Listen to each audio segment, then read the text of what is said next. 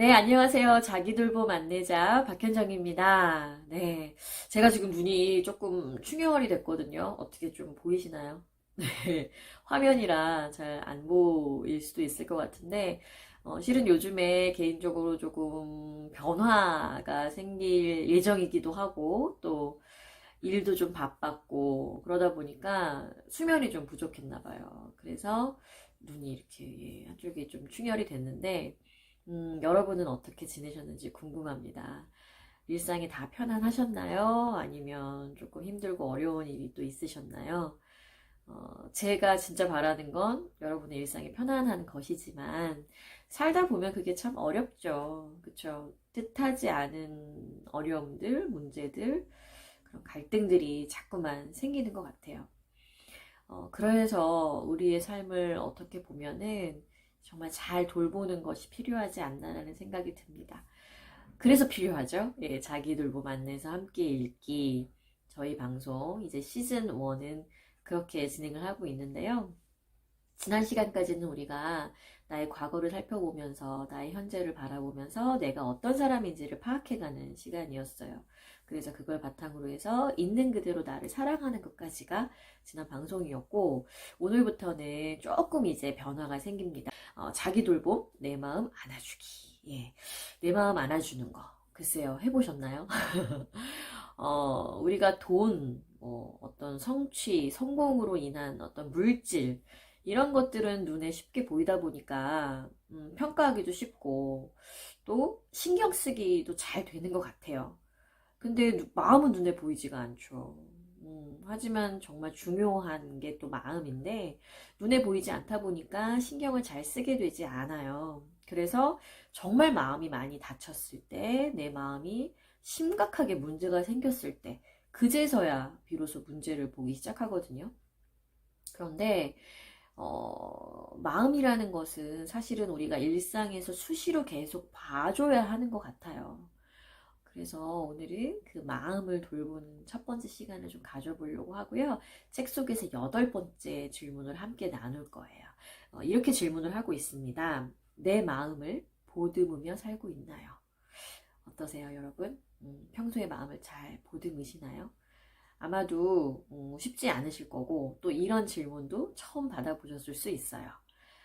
뭐 마음을 돌봐. 그냥 살면 되지. 라고 생각하실 수도 있는데, 사실 마음이라는 게 나의 삶의 질을 좌우할 수 있는 정말 중요한 부분이잖아요. 내가 삶에서 어떤 좌절이 오거나 힘들 때 내가 어떻게 마음을 먹느냐에 따라 달라질 수도 있고, 또 내가 어떤 감정적으로 관계 속에서 힘들 때 역시 내가 마음을 어떻게 다스리느냐에 따라서 마음이 편해질 수도 있고 불편해질 수도 있기 때문에 마음을 돌보는 건 굉장히 중요한 것 같아요. 그래서 오늘은 마음 돌봄을 함에 있어서 마음 돌봄이란 무엇이고 또 왜 중요한지 이제 그런 맥락으로 좀 살펴보려고 하는데요. 책 속에 보면 우리가 항상 처음에 나누는 공간이 있죠. 뭐예요? 네, 생각의 공간인데 생각의 공간에서 이제 이렇게 질문을 하고 있어요.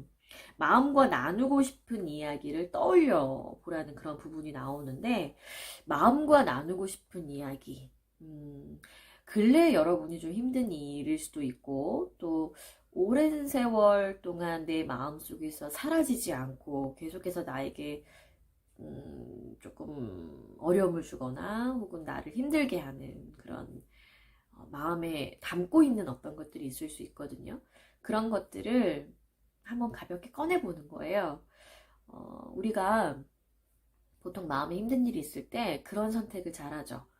아, 잊어버려. 아, 그냥 생각하지 마. 근데 자꾸 떠오른단 말이에요. 저는 그 이유 중에 하나가 내 마음에서 온전히 해결되지 않은 무언가가 남아있기 때문인 것 같아요.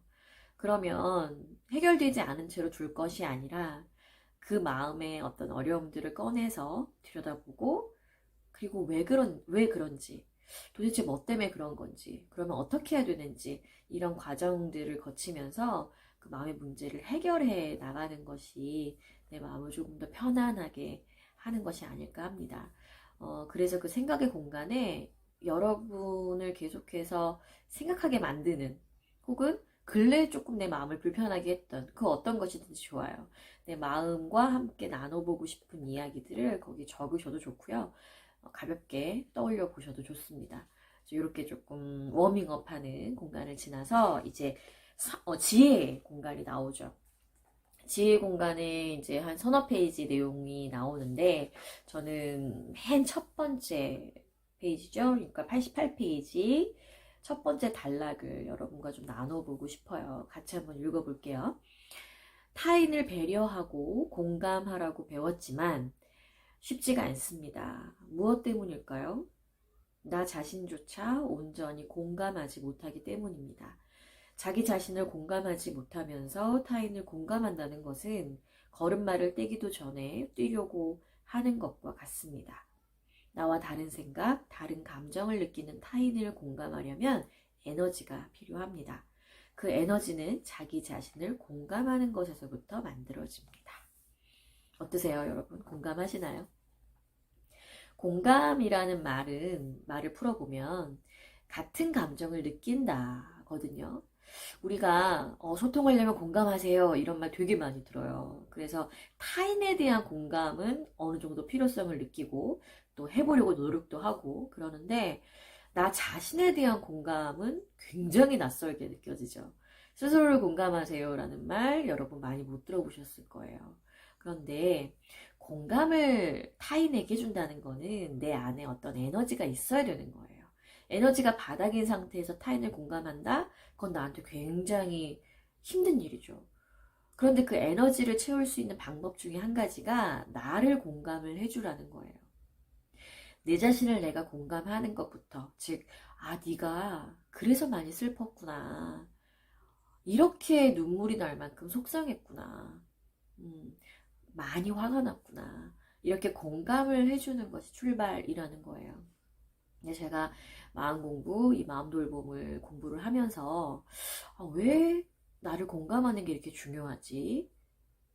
그런 생각을 해봤어요. 그래서 여러 이제 자료들을 보고 찾다 보니까 이 마음이라는 것과 나의 뇌가 아주 밀접하게 연결이 되어 있더라고요. 뇌 속에서 감정을 딱 느끼는 어떤 부위가 있는데 그 부위가 내가 나 자신의 감정을 읽어주고 내 감정을 알아차릴 때 그 감정이 조금 누그러들어요. 저 역시도 그런 경험을 많이 했었는데 확 마음에서 어떤 일 때문에 화가 올라오는 거예요. 근데 이런 걸 몰랐을 때, 자기 공감을 몰랐을 때에는 무작정 화를 냈죠. 예, 분노가 다스려지지가 않으니까. 그런데 내 감정을 내가 알아차리고 공감해주는 훈련을 하기 시작하니까 내가 지금 화가 많이 나 있구나. 그러면 어떻게 할 거지? 라는 선택을 제가 할 수 있는 기회를 얻게 되더라고요. 그래서 이 마음을 우리가 돌봄에 있어서 정말 중요한 부분이 나의 감정을 공감하는 것이라는 거. 여러분도 같이 기억을 하셨으면 좋겠어요. 그래서 자기 공감이 굉장히 중요하고 그것을 통해서 나의 에너지를 채워서 타인을 공감하는 것. 그리고 그 과정 중에 하나가 바로 나의 마음 돌봄이라는 거. 여러분 마음에 조금 담으셨으면 좋겠고 그러면 나는 어떻게 마음 돌봄을 할 것이고 어떻게 내 공감을 할 것인지 그런 방법들을 이제 차근차근 알아볼 건데 오늘은 뒤쪽에 있는 치유와 성장의 공간에서 질문들을 좀 같이 나눠보려고 해요. 거기 보면은 6가지 질문이 나오거든요. 첫 번째 질문은 마음의 모양, 내가 생각하는 내 마음의 모양을 그려보라는 질문이 나옵니다. 조금 어때요? 이런 질문이 낯설죠. 그쵸? 이런 활동들은 어릴 때는 해봤는데 이렇게 다 커서 어른이 된다면 해보질 않았잖아요. 근데 우리가 뭐 예술치유, 뭐 미술치유 이런 것들이 많은데 그것들의 핵심은 어떻게 보면 아동기 때 할 수 있는 그런 활동들을 다시 한번 해봄으로써 내가 내면의 어떤 마음을 치유하는 그런 과정이 아닌가 싶어요. 그래서 지금 이 1번도 뭐야 유치해 라고 생각하지 마시고 그냥 정말 내 마음이 동하는 대로 내가 생각하는 내 마음의 모양을 한번 떠올려보고 그걸 그려보시는 거예요. 그런 다음에 2번에서 이렇게 질문을 하고 있어요. 마음의 모양을 그렇게 그린 이유가 무엇일까? 처음에는 그냥 무작정 그린 거지만 가만히 생각해보면 이유가 있어요. 그래서 여러분만의 이유를 한번 생각해 보시면 좋을 것 같고요. 3번으로 넘어가면 그러면 1번에서 그린 그 마음의 모양 안에 내가 마음과 나누고 싶은 이야기를 한번 적어보라 라는 그런 질문이 나오는데 근래에 여러분이 좀 힘든 것도 좋고요. 아까 우리가 생각의 공간에서 나눠봤는데 계속해서 나를 좀 괴롭히는 마음의 어떤 어려움도 좋습니다. 그 어떤 거든지 한번 적어보세요. 그리고 4번으로 가서 마음을 돌본다는 것이 어떤 의미인지 나만의 의미를 발견해 보는 거예요. 그리고 5번으로 가면 마음을 만약에 잘 돌보게 된다면 나와 내 삶이 어떻게 달라질지를 보는 거죠. 이런 질문을 거의 반복해서 계속 나누고 있잖아요. 근데 그 이유가 있어요. 우리가 어떤 변화를 갖고자 할 때 내가 이 시도를 통해서 내 미래가 어떻게 달라질까에 대한 이익이나 이점, 좋은 점 이런 것들을 미리 그림을 그려보면 내가 그것을 시도함에 있어서 더 열심히 하게 되는, 더 적극적으로 하게 되는 동기부여가 되거든요. 그래서 마음 돌봄을 잘 하게 됐을 때 나에게는 어떤 좋은 점이 있을까를 떠올려 보시는 거 중요할 것 같아요. 그래서 5번에서 적어 보시면 되고요. 6번은 제가 좋아하는 질문 중에 하나인데 만약에 내 마음 안에 어떤 작동, 기능을 하는 버튼이 생긴다라고 한다면 여러분은 어떤 버튼을 만들고 싶으신가요? 저는 한때 지금은 많이 고쳤지만 이제 전에는 굉장히 자주 욱했어요. 그래서 그걸 좀 고치고 싶었어요. 그래서 처음에 제가 이 마음 돌봄 공부를 시작했을 때는 욱하는 걸 이제 하지 않게 하는 욱 방지 버튼이 있었으면 좋겠다라는 생각을 했거든요.